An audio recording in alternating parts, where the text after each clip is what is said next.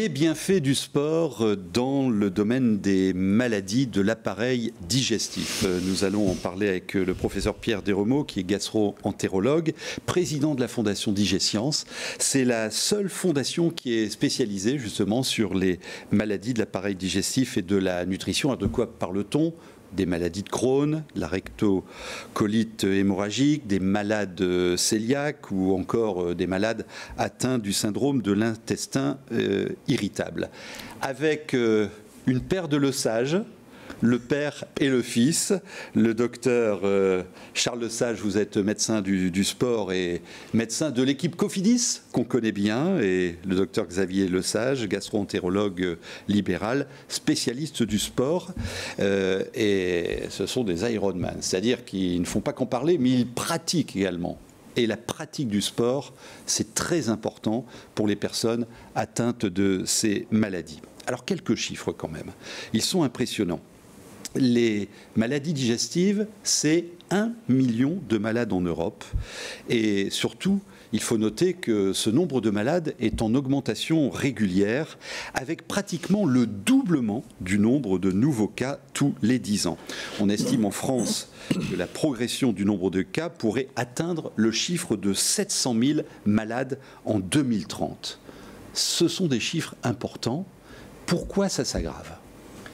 Alors, il y a une explosion de la maladie de Crohn et de la rectocolite hémorragique en France, mais c'est vrai dans tous les pays développés, en Europe, aux États-Unis. Il y a une explosion également dans les pays émergents, parce que ces maladies-là sont des maladies environnementales, avec notamment un rôle de la nutrition, de la diététique, mais également un rôle important de l'activité physique.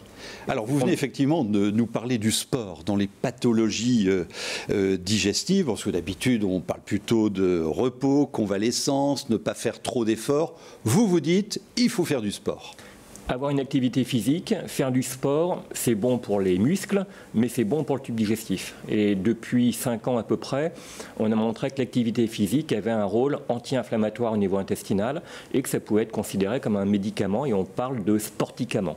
Le sporticament, retenez bien, parce que c'est un truc qui n'apporte que des bienfaits. Et pourtant, messieurs, il n'y a pas plus de pratiquants du sport parmi les malades atteints de maladies digestives. Non, au contraire, maintenant on a des données qui nous confirment l'importance de la place du sport dans la prise en charge de ces patients, et on se rend compte au travers de ces études qu'effectivement il y a très peu d'activités. On est surpris quand même, en particulier dans les Hauts-de-France, on parle de 20% de personnes qui sont actives et inactives plutôt, et 40% dans les Hauts-de-France. Donc on est sur des chiffres de sédentarité et d'absence de pratique qui sont très importants sur le tout venant. Donc effectivement les patients en particulier, donc il faut... Donc vous nous dites, vous êtes atteint d'une maladie digestive, il faut bouger.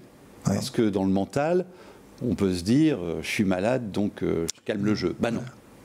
Absolument. C'est tout le contraire. Donc c'était le discours d'il y a une vingtaine d'années où quand on voyait un praticien ou son praticien, il vous disait tu arrêtes ton activité. La personne elle-même se sentant forcément fatiguée, forcément pour des raisons variées. A fortiori, nous, sur le terrain de la maladie digestive, les patients avaient tendance, bien entendu, à arrêter toute activité dès le diagnostic de la maladie, par exemple. Alors en plus, il y a des études fiables qui prouvent les bienfaits du sport. Vous avez des chiffres?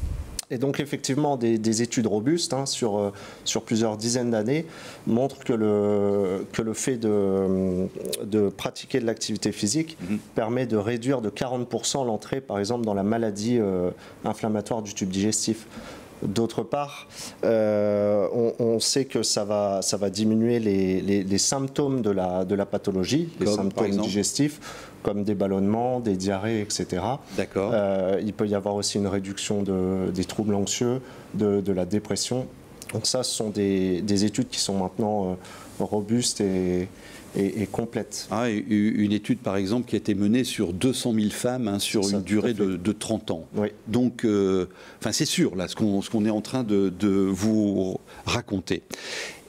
Il y a quand même des préconçus, des fausses idées sur la pratique physique et la maladie. Est-ce que vous pouvez nous faire la part du vrai du faux ? Les malades ont des symptômes qui ne rendent pas forcément évident la pratique sportive. Je donne un exemple, c'est-à-dire que le principal symptôme au cours de la maladie de Crohn, c'est la fatigue. Donc, quand on a un patient qui est fatigué, alors il y a des examens à faire évidemment, mais ce qui marche le mieux, c'est le sport. Donc c'est un petit peu paradoxal. Vous êtes fatigué, eh bien il faut faire du sport. Écoutez bien ça. Donc ça, c'est un petit peu paradoxal. Et puis, on a de plus en plus de traitements dans la maladie de Crohn et la rectocolite hémorragique, ça a bouleversé la prise en charge des malades, mais finalement, il n'y a quand même que 30% des malades, 20 à 30% des malades, qui sont complètement en rémission, qui n'ont plus de symptômes, plus de lésions. Donc ça veut dire qu'il y a encore 70% des malades qui ont des lésions au niveau intestinal, et c'est là où il y a un intérêt d'avoir quelque chose qu'on peut apporter en plus au traitement médical, et c'est l'activité physique. Et c'est une des missions de Digescience que d'informer. Il faut expliquer tout ça. D'ailleurs, vous avez des tas d'informations sur le site de la Fondation, dont l'adresse s'affiche à l'écran. On a 3 médecins avec nous, des spécialistes, qui sont au contact quotidien des personnes atteintes de ces maladies. Quelles sont vos recommandations, messieurs? Qui commence? Sur le côté, en tout cas, activité physique, on parle pas de sport, qui peut parfois effrayer le malade, mais d'activité physique tout venant, dont les activités domestiques, le jardinage, bricolage, etc. Et après, on a tous les trajets quotidiens qui peuvent se faire en marchant, à vélo, pour aller au travail. Donc des choses assez simples à mettre en place, qui vont permettre de bouger. D'autre part, il faut surtout aussi éviter ce qu'on appelle la sédentarité, donc le fait de rester assis plusieurs heures, et effectuer des mouvements d'assouplissement, etc. dans la journée, au bureau, au clavier notamment. D'accord. Voilà, donc bouger, point essentiel dans ces pathologies. Et vous ? Je pense que le maître mot, là, c'est l'information. Les patients remontent le fait que personne n'est au courant, donc c'est bien à nous. On est en première ligne pour expliquer ce que vient de dire Charles. Il faut évidemment éviter l'écueil de... La plupart des gens ne font pas de sport, on en a parlé tout à l'heure. Donc, il ne faut pas parler de sport, il faut parler de bouger. Il faut parler de bouger dans toutes les circonstances, quels que soient les symptômes, il faut adapter. Donc ça passe quand même, je pense, il y a beaucoup de gens qui sont autonomes, qui peuvent le faire eux-mêmes, mais ils ont besoin d'informations, d'un plan, d'un projet, d'un but. Et à la mesure de ce qu'on peut faire, on ne demande pas de faire un marathon à chaque malade. Mais il faut quand même bien informer en amont, pas se mettre en difficulté évidemment, et puis adapter aux symptômes. Nous, on a le propre de la maladie digestive, c'est d'avoir des symptômes bien souvent un petit peu délicats. Il faut parler des choses.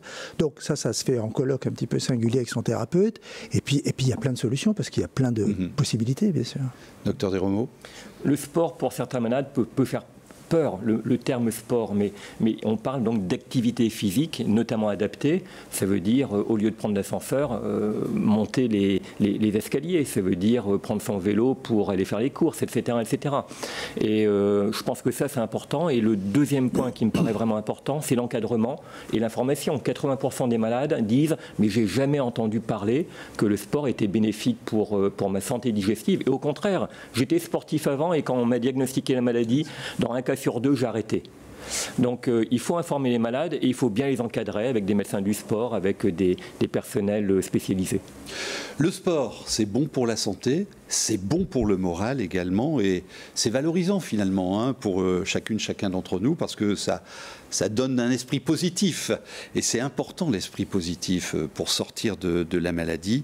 Donc meilleure estime de soi, persévérance, meilleure apparence physique également, ça vous donne de l'autonomie, ça vous permet une vie plus saine et par voie de conséquence, c'est aussi une consommation de moins de tabac, moins de surpoids, autant de faits négatifs lorsqu'on est atteint de ces maladies et puis moins de douleurs, moins de pertes musculaires.